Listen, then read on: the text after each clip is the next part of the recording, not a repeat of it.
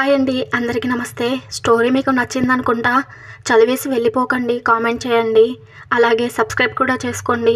ఇక స్టోరీలోకి వెళ్ళిపోదాం. ఆమె కథ పార్ట్ 3. వేదాని వెనుక నుండి హత్తుకొని ఏం చేస్తుంది నా వేదు అంటూ ప్రేమగా అడిగాడు. వేదు వాళ్ళ ఆయన కోసం ఉప్మా చేస్తుంది అని హుషారుగా చెప్పింది వేద. వెంటనే వేదాని వదిలి ఇది కూడా ఫోన్లో చూసే చేస్తున్నావా అని అడిగాడు విరాజ్. అవునండి, ఈసారి తప్పు జరగదు, సూపర్గా చేసి పెడతాను అని ఉత్సాహంగా చెప్పింది వేద. వేద ఇందాక ఇచ్చిన టీ ప్రభావం ఇంకా గొంతు నిండా చేదుగానే ఉంది. ఈ ఒక్కపూట టిఫిన్ బయట తినేద్దాం అని రిక్వెస్ట్ చేశాడు విరాజ్. విరాజ్ మాటలకి నల్లగా మొహం పెట్టుకొని సరే అన్నట్లుగా తలాడించింది వేద. ఆ రోజు నుండి అనాథలం అనే బాధ లేకుండా ఒకరికి ఒకరు ప్రేమగా ఉంటూ కష్టసుఖాల్లో పాలు పంచుకుంటూ సంతోషంగా ఉన్నారు వారిద్దరూ. అలా 8 సంవత్సరాలు గడిచాయి. వారి ప్రేమకి ప్రతిరూపంగా 2 పిల్లల్ని ఈ భూమిపైకి తీసుకొచ్చారు. ఆ పిల్లల రాకతో వారి జీవితంలో మరింత వెలుగు నిండింది. ఆ పిల్లలు ట్విన్స్, బేబీ బాయ్స్. 10 నిమిషాల తేడాతో పుట్టారు. పెద్దవాడు హర్ష, చిన్నవాడు ఆర్యన్. వేద, విరాజ్ ఒకే ఆఫీస్లో వర్క్ చేస్తున్నారు. మంచి పొజిషన్, మంచి శాలరీ ఉంది. వారిద్దరికి సొంత ఇల్లు కూడా కడుతున్నారు. ఆ ఇల్లు కోసం బ్యాంక్ లోన్ తీసుకున్నారు. ఒకరి శాలరీతో ఇల్లు గడుస్తుంది, పిల్లల్ని చదివించుకుంటున్నారు. మరొకరి శాలరీతో బ్యాంక్ లోన్, కొత్త ఇంటికి కావాల్సిన పనులు చూసుకుంటున్నారు. జీవితం పైన కొత్త ఆశలతో జీవిస్తున్నారు వారు. ఒకరోజు వేద, విరాజ్ పిల్లలతో కలిసి డే అంతా చాలా బాగా ఎంజాయ్ చేశారు. ఆ రోజు పిల్లల బర్త్డే, 6th ఇయర్ బర్త్డే. ఇల్లంతా బర్త్డే లుక్తో డెకరేట్ చేసి ఉంది. విరాజ్ కేక్ తీసుకురావడానికి కార్లో వెళ్ళాడు. జోరున వర్షం కురుస్తుంది. ఇంట్లో పిల్లలిద్దరూ అల్లరి చేస్తున్నారు. డాడీ ఇంకా రాలేదు, కేక్ కావాలి అని. వారి అల్లరిని భరించలేక విరాజ్కి కాల్ చేసింది. విరాజ్ కార్ డ్రైవ్ చేస్తూనే కాల్ అటెండ్ చేశాడు. హలో, ఎక్కడున్నారండి? ఇంకా ఎంతసేపు? పిల్లలు కేక్ కావాలి అని గొడవ చేస్తున్నారు అని ఆపకుండా చెప్పింది వేద. బయట వర్షం ఎలా కురుస్తుందో నీకు తెలుసు కదే, అందుకే స్లోగా వెళ్తున్నా అని చెప్పాడు విరాజ్.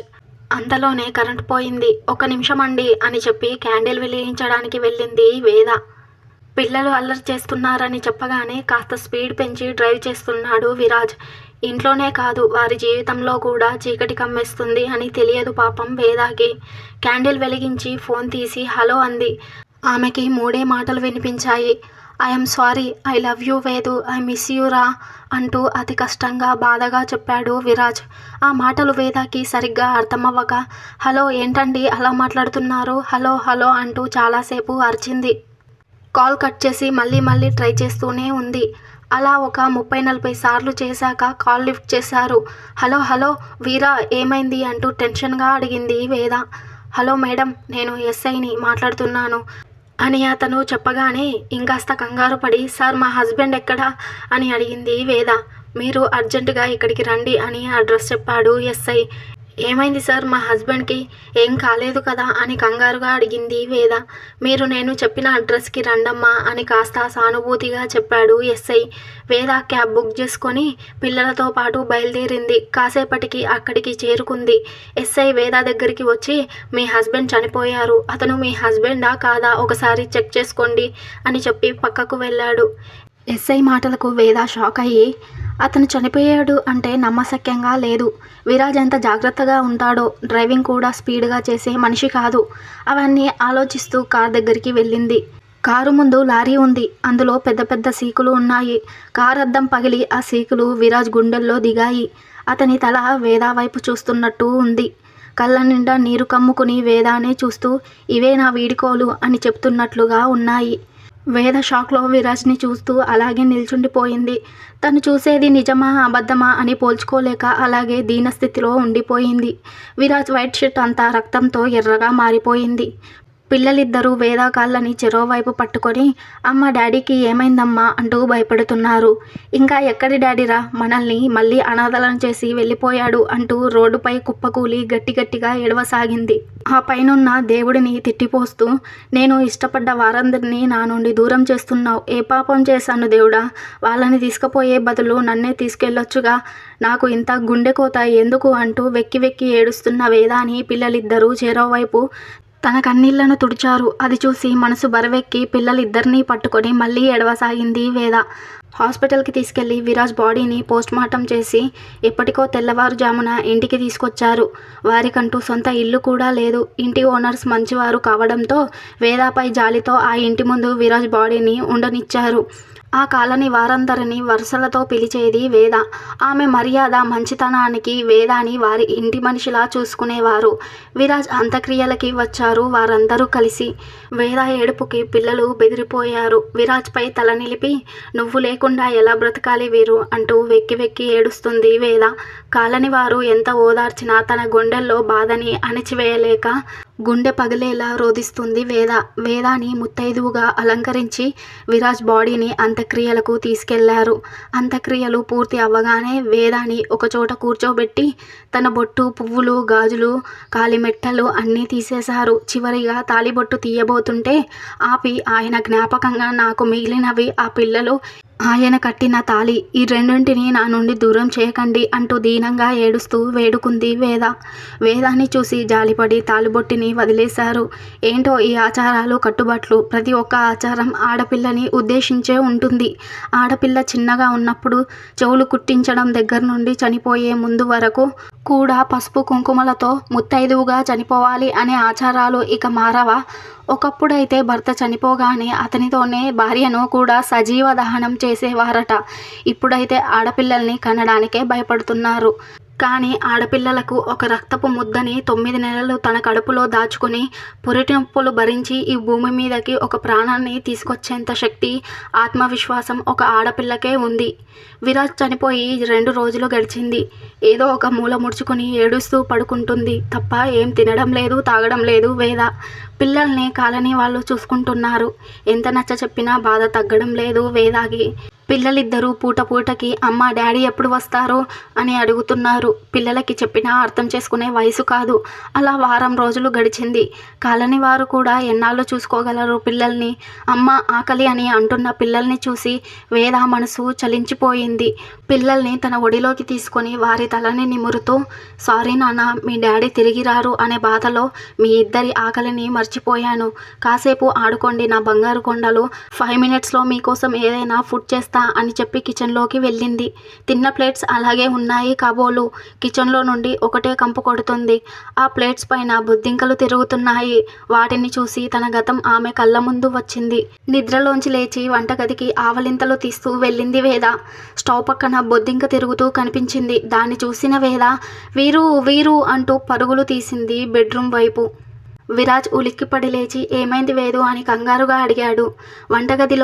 వంటగదిలో అంటూ ఆయాసపడుతూ చెప్పింది. కిచెన్లో ఏమైంది అంటూ కిచెన్ వైపు గబగబా నడిచాడు విరాజ్. అక్కడికి వెళ్ళి చూస్తే అంతా మామూలుగానే ఉంది. వేద అతని వెనకాలే దాగి బొద్దింకని చూస్తుంది. నువ్వు దేన్ని చూసి అంతలా భయపడుతున్నావు అని అడిగాడు విరాజ్. మీకు కనిపించడం లేదా అక్కడ అంత పెద్ద బొద్దింక ఉంటే అంది వేద. బొద్దింకని చూసా, ఉఫ్ అని గాలి వదిలి ముసిముసిగా నవ్వసాగాడు విరాజ్. ఎందుకు అంత నవ్వు అంది బిక్కమొహం పెట్టి వేద. ఎవరైనా బొద్దింకకి చూసి ఇంతలా భయపడతారా? ఇంకా ఎక్కువగా నవ్వాడు విరాజ్. ఎవరికి భయమేస్తుందో వెయ్యదో తెలియదు కానీ నాకు భయం అంటూ అతని షర్ట్ని గట్టిగా పట్టుకుంది వేద. ది గ్రేట్ వేదాశ్రీ ఒక చిన్న జీవి అయినా బొద్దింకకి భయపడితే ఎలా? నీ ఇమేజ్ ఏమవుతుంది అన్నాడు వెక్కిరింతగా నవ్వుతూ. నా ఇమేజ్ గురించి తర్వాత ఆలోచించొచ్చు కానీ ఇప్పుడు ఆ బొద్దింకను వెళ్ళగొట్టండి, ఆఫీస్కి టైం అవుతుంది అంది వేద. ఇట్ స్ప్రే తీసుకొచ్చి దానిపైన స్ప్రే చేశాడు. దెబ్బకది చచ్చూరుకుంది. బొద్దింకను టిష్యూ పేపర్ పైన వేసి వేద దగ్గరికి తీసుకొచ్చాడు. వేద భయంతో కళ్ళు మూసుకుని, విరాజ్ దాన్ని బయటపడేసేయు ప్లీజ్ అంటూ అర్చింది. చచ్చిన దాన్ని చూసి కూడా భయపడతావేంటి అని మళ్ళీ నవ్వాడు విరాజ్. దానికి కోపం వచ్చి, విరాజ్ బల్లి నీ షర్ట్ కాలర్ దగ్గర ఉంది అని అరిచి చెప్తుంది వేద. టిష్యూ పేపర్ని కింద పడేసి 2 చేతులతో బల్లిని కింద పడేయాలి అని షర్ట్ పైన చేతులతో దులుపుతున్నాడు విరాజ్. అది చూసి వేద నవ్వసాగింది. హే ఇడియట్, ఎక్కడే బల్లి అన్నాడు విరాజ్. వెళ్ళి దాన్నే అడుగు అంది వేద. అంటే నన్ను భయపెట్టాలి అని అలా చెప్పావా? ఆగవే పిడత మొహం దానా అంటూ వేదాన్ని పట్టుకోవడానికి పరుగు తీశాడు. అతని మాటలకు నవ్వుతూ పరుగు తీసింది. నవ్వుతూనే కన్నీరు కార్చింది వేద. గతం తాలూకు జ్ఞాపకాలు తనని నవ్విస్తూ ఉంటే ప్రస్తుత కాలం పరిస్థితి ఏడిపిస్తుంది. ధారలుగా ప్రవహిస్తున్న కన్నీటిని తుడుచుకుని బొద్దింకలను చంపేసి అంట్లు తోమి పిల్లల కోసం వంట చేసింది. వేద పిల్లలిద్దరూ తిని పడుకుంటూ ఉన్నారు. వేద ఫోన్ రింగ్ అయ్యింది. ఎవరా అని చూస్తే పిల్లల స్కూల్ నుండి ఆ కాల్ లిఫ్ట్ చేసింది వేద. అవతల వైపు స్కూల్ నుండి కాల్ చేసింది ప్రిన్సిపల్. కుశలం అడిగి, జరిగింది తెలుసు మేడం, అయినా సరే ఫోన్ చేశాను అంటే పిల్లలకు ఎగ్జామ్స్ ఉన్నాయి. ఇప్పటికే చాలా రోజులైంది పిల్లలు స్కూల్కి రాలేదు. ఇంకో 3 డేస్లో ఎగ్జామ్స్ స్టార్ట్ అవుతాయి. నేనేం చెప్పాలనుకుంటున్నానో మీకు అర్థమైంది అనుకుంటున్నాను అని చెప్పలేక చెప్పింది ప్రిన్సిపల్. హా మేడం, రేపు పిల్లల్ని తీసుకొచ్చి ఫీజు కట్టేస్తాను అంది వేద. సారీ మేడం, ఇలాంటి సిచ్యువేషన్లో ఇలా అడగాల్సి వచ్చినందుకు బాధపడుతున్నాను అంది ప్రిన్సిపల్. ఇట్స్ ఓకే మేడం అని చెప్పి కాల్ కట్ చేసింది వేద. అప్పటికే చీకటి పడింది. పిల్లల్ని పక్కన పడుకోబెట్టుకొని సీలింగ్ ఫ్యాన్ వైపు చూస్తూ ఉంది. పిల్లలిద్దరూ పడుకోకుండా వారి డాడీ ఫోటో వైపు చూస్తూ అమ్మా అని పిలిచి, నాన్న ఎప్పుడు వస్తారు, అసలు ఎక్కడున్నారమ్మా నాన్న అని అడిగాడు హర్ష. వేద నోట మాట రావడం లేదు. కళ్ళల్లోని నీళ్లు మాత్రం నిండు కడవలుగా నిండిపోయాయి. ఆర్యన్ కూడా అమ్మ చెప్పమ్మా, నాన్న ఎప్పుడు వస్తారు, నాకు బోలెడన్ని చాక్లెట్స్ కొనిస్తానని చెప్పారు, ఎప్పుడు వస్తారమ్మా అంటూ అడిగేసరికి పిల్లలు ఇద్దరిని దగ్గరికి తీసుకొని నాన్నని మిస్ అవుతున్నారా అని అడిగింది వేద. అవునమ్మా, నాన్న మాతో ఆడుకునేవారు, మమ్మల్ని బయటకు తీసుకెళ్లేవారు, మాతో మాట్లాడేవారు. ఇప్పుడు నాన్న ఎక్కడున్నారో తెలియదు, నువ్వు ఎప్పుడూ సైలెంట్గానే ఉంటున్నావు అని పిల్లలు చెప్పగానే, నేను చెప్పేది మీకు అర్థమవుతుందో లేదో నాకు తెలియదు, కానీ చెప్తాను వినండి. ఇక మీ నాన్న మన దగ్గరికి రారు, మనకి కనిపించరు, నాన్నని మర్చిపోండి అని చెప్పలేను, కానీ ఆయన వస్తారు అని ఆశపడకండి అంటూ కన్నీరు మున్నీరు అవుతూ చెప్పింది వేద. వేద ఏడుపు చూసి పిల్లలు కూడా ఏడుస్తూ, ఏ అమ్మా ఎందుకు రారట నాన్న, నాకు ఫోన్ చేసి ఇవ్వు, నేను మాట్లాడతాను, నేను చెప్తే వింటారు అని అన్నాడు చిన్నవాడు ఆర్యన్. ఎవరు చెప్పినా మీ నాన్న రాలేరు, దేవుడు తీసుకెళ్ళిపోయాడు మీ నాన్నని బాధగా చెప్పింది వేద. అయితే మేము కూడా వెళ్తాం ఆ దేవుడి దగ్గరికి అని పిల్లలు అనగానే, అలా మాట్లాడకూడదు నాన్న, మీరు వెళ్ళిపోతే నేను ఒంటరిదాన్ని అవుతానుగా, నేను బ్రతికేది మీకోసం, అలా మాట్లాడకండి అని గట్టిగా పట్టుకొని ఏడుస్తుంటే, సరే అమ్మ మేము వెళ్ళము, కానీ ఆ దేవుడిని అడుగుతాము మా నాన్నని పంపించమని అంటూ వేదాన కన్నీళ్లు తుడిచారు ఆ పసివాళ్ళు. మరుసటి రోజు ఉదయాన్నే నిద్రలేచి ఇంట్లో పనులన్నీ పూర్తి చేసి పిల్లలను కూడా రెడీ చేసి స్కూల్కి వెళ్ళడానికి రెడీ అయ్యారు. స్కూల్కి వెళ్తుంటే దేవుడికి దండం పెట్టుకోండి నాన్న అని చెప్పింది వేద.